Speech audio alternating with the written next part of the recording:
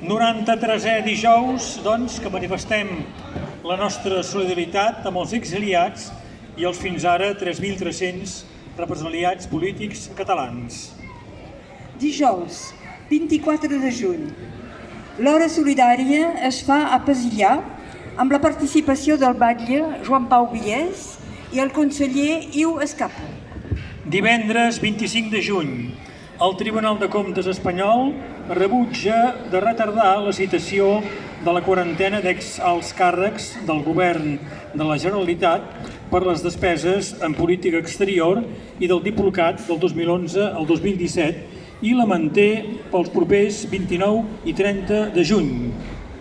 El jutjat de Figueres torna a absoldre l'ex-batllessa de Roses, Montse Mindan, d'un delicte de desobediència pels fets de l'1 d'octubre.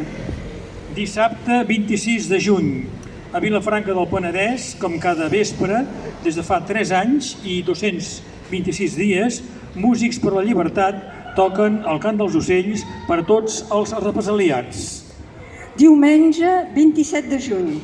Segons un diari espanyol, diversos magistrats del Tribunal Suprem espanyol donen per fet la derrota al Tribunal Europeu de Drets Humans d'Estrasburg per la seva sentència de l'1 d'octubre. I el mateix diumenge, eleccions departamentals a Catalunya Nord, l'extrema dreta no obté cap escó i es manté la majoria d'esquerres. Anabel Brunet i Nicolás García, que hem vist en diverses ocasions en aquesta hora solidària, surten elegits. Dilluns 28 de juny.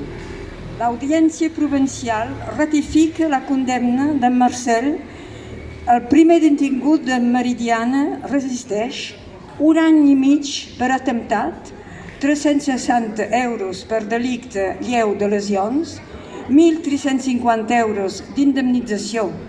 La Generalitat exercia l'acusació. Meridiana Resisteix que aquest diumenge ha de fer el seu 475D tall. I el mateix dilluns, el Tribunal Suprem espanyol desestima la petició de Ciutadans de suspendre de manera cautelar els indults als líders independentistes. Dimarts 29 de juny. El Tribunal de Comptes espanyol exigeix 1,9 milions d'euros al president Carles Puigdemont i al vicepresident Oriol Junqueras. El conseller d'Afers Estrangers, Raül Romeva, l'obliga a pagar 2,1 milions i el president Artur Mas i l'ex-conseller Andreu Mas Colell 2,8 milions d'euros cadascun.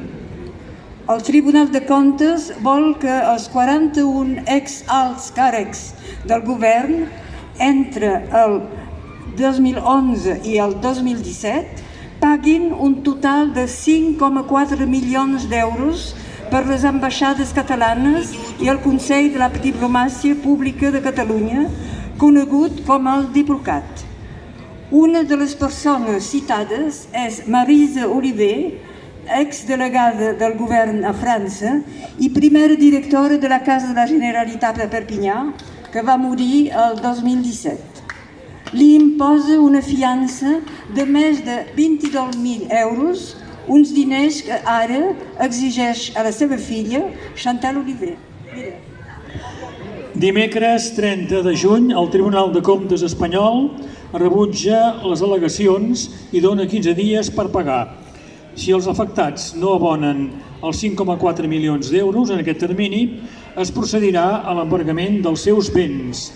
Per altra banda, la delegada instructora exonera a 8 dels 42 exalcàrrecs a qui havia citat, entre els quals els consellers de presidència Jordi Turull i Neus Munté.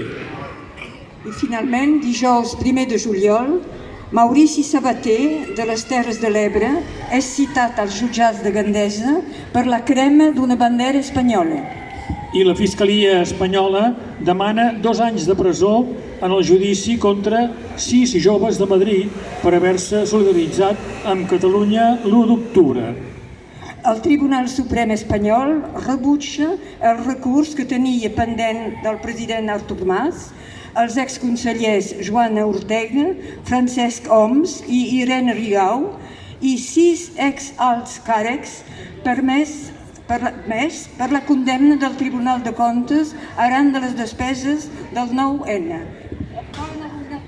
I recordi que aquest proper dissabte hi ha convocada la manifestació Ni a Perpinyà ni enlloc, fora feixistes dels països catalans. A migdia una trobada i concert i a les 2 de la tarda la manifestació tota a la plaça de Catalunya.